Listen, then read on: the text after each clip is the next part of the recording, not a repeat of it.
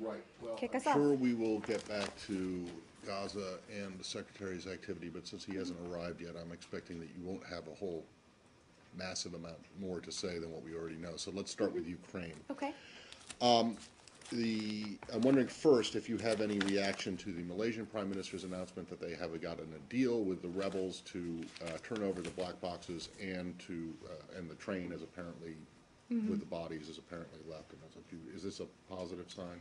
Well, if true, obviously, we think that there should be a full investigation, full access to the site. We can't confirm independently these reports, but if true, would be a step in the right direction. I would say this in no way legitimizes this person who has claimed leadership over this area, but we need access, and his people control the area, so obviously this would be a step in the right direction, but we can't at this point independently confirm either of the things you asked about. Okay. And then you are perhaps familiar with the briefing that the Russian Defense Ministry gave this morning, in which they laid out satellite images or radar tracking images talking about a Ukrainian fighter plane that was apparently near the Malaysian Airlines plane.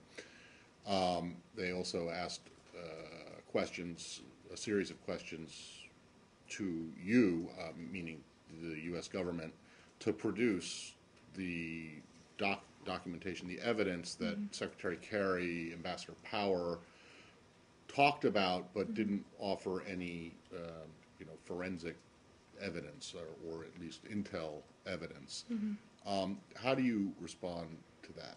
Well, a couple points. You saw the Secretary yesterday speak very clearly about our assessment that this was an SA-11 fired from Russian-backed separatist-controlled territory.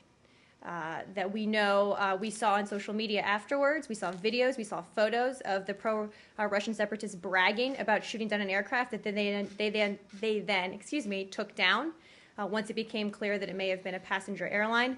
There is a preponderance of evidence at this point, both sort of out there in the public domain and also from our information, that points to the fact that there was a SA-11 launched from separatist-controlled territory. We assess, of course, that the Russian-backed separatists have this system, and one of the main reasons we have called for a full investigation is so we can get all the facts out there. So what I would encourage the Russians to do at this point is to push the separatists that are backed by their government to allow access, to allow investigators who are in Ukraine waiting to go into that area right now, and that's what I would call on Russia to do at this point. Right, but what they're saying is that they've put what they have out on the table, or at least they say they have. Well, I haven't seen any of that. Again, we've made an assessment based on a broad range of information. We know this was fired from Russian-controlled territory. It is our assessment, very strong assessment. This was an SA-11 that we know the Russian-backed separatists have.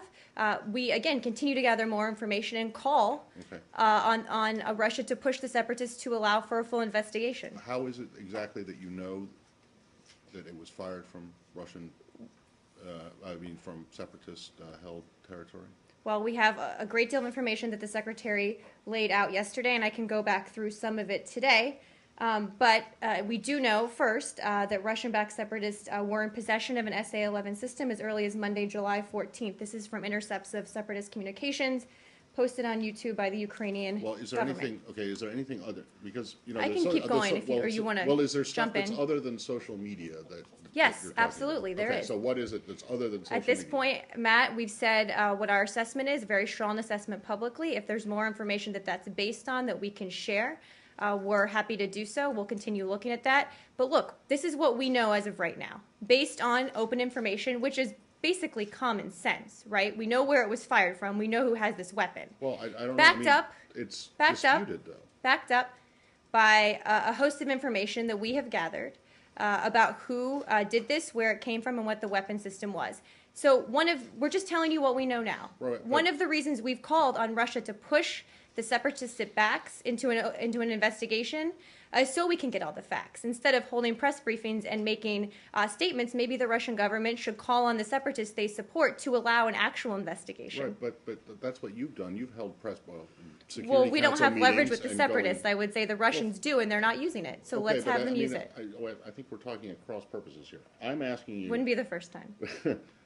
No, that's true. But I'm asking you, I mean, there's all you're willing to present publicly that backs up your version of the story, which may well be the correct version of the story, but all you have, May well be. well, it may well be, but you know, I don't know. Because I haven't seen your evidence that shows that the missile was launched from rebel-held territory. But you're saying, so the only thing you're willing to put out publicly is the social media accounts. I mean, the social media. That's part of it. Right, but there is social media account that says that disputes that, or that claims to present a different version. So what would that version be, Matt? Well, I don't. There are many theories, but you're saying most that all of which are those completely accounts, illogical. Well, I would point out all of the accounts that do not support your version of events are wrong, and all of the ones that do support it are right. Look, we make assessments based on a variety of intelligence and a variety of information, some of which we can talk about publicly, and some of which we can't. We also look, if you just take a step back. Right? We need there to be an investigation so we can get all the facts, period. But on top of that, we have public information, which is, of course, the easiest for us to talk about, of the separatists bragging about having the system, bragging about the attack that took place, and then walking back from it when it became known that it was a passenger jet. I would ask people who don't believe our assessment to say, okay, what other possible explanation could there be for that? They defy logic, right? Well, I don't know if it so defies when you start from a place of you have separatists out, again, this is the easiest piece of information for us to talk about, online bragging about it. Start there and then work from there and work from all of the evidence we have that we are confident we know where it was fired from, we're confident we know what it was, and it points in a certain direction. Again, we would encourage Russia to support an investigation if they don't believe the facts. It points in a certain direction, but I'm not sure it would stand up to, I strongly an disagree. I absolutely believe that it would. Investigation. Well, are you willing, if not at this moment in time now, but soon, to put forward the intel that you say backs the claims that were made on social media? And in particular, it seems to me that the Secretary was very definitive, as you were just now, as saying that you know for sure, 100%. I didn't say 100%. Nothing is 100% in any world, Matt, but go ahead. It is our assessment, very strong assessment. Very strong assessment that the missile was fired from the rebel-held territory. And, I mean, you can't, there is no social media that I'm aware of that would lead to that. At the time that MH17 flight dropped out of contact, we detected a surface-to-air missile launch from a separatist-controlled area in southeastern Ukraine, which we believe was an SA-11. What you want is the intelligence that underlies that. Yeah. Well, I mean, the Russians have challenged.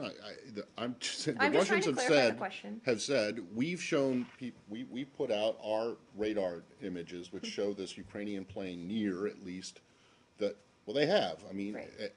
Why don't you put out your... Well, unfortunately, I don't have original declassification authority, Matt. But, wait, let me finish. But, look, we have endeavored to make public as much information as possible. Obviously, if you're dealing with an intelligence assessment in part, so we are sometimes limited in what information we can share. That's why I think you saw the Secretary speak much more forward-leaning about why we believe this and how we believe it. Sometimes you can't get into all the specifics. We endeavor to put as many out as possible. We're continuing to see if we can do more. Okay. I will say that. Yes, we are. There is a possibility. I can't promise you anything, but we're continuing to see. And I would also say that the Russian government has a long history during this conflict of misinformation and propaganda that they've put out. So I would take anything they say about this with a very large grain of salt. Well, okay, but I mean the problem. Are you committing now to at least doing that? The intel community is doing its best to declassify stuff that they can put out, and at least end the conflicting claims put forward by both the U.S. I would say that the administration in general is attempting to put out as much information as we can about what underlies our assessment. I would also say that these aren't competing narratives from two equally credible sources here. The Russian government has repeatedly put out misinformation and propaganda throughout this conflict in Ukraine. So I would caution you from saying that this is just two equally credible sources. Well, although you're happy to report it that way, but I would take issue with it. Well, I mean, Again, you might be right, but I don't see how you can say that everything we say is right and everything the That's not Russians what I say said. is a lie. Well, that's exactly what you're That's just saying. not what right I said. I said I would say that we are not two credible, equally credible parties when it comes to what we say publicly about the conflict in Ukraine. And your argument would be that the U.S. is more credible than the Russians are, I'm right? not Is even that what you're- dignifying that question you're- with a you're- response. Well, I mean, Marie, did you see the? But we're more credible? Yes, we don't put out mass amounts of propaganda. We don't put out misinformation about what's happening there repeatedly over the course of this conflict, which I've spoken about from this podium day after day. Absolutely. The Well, can problem you with that tell us- is that all of 2002 and the beginning of 2003 was propaganda and misleading information that was put out by the United States. Okay, Matt, I'm sure that's a tempting historical analogy to make, but it in no way impacts at all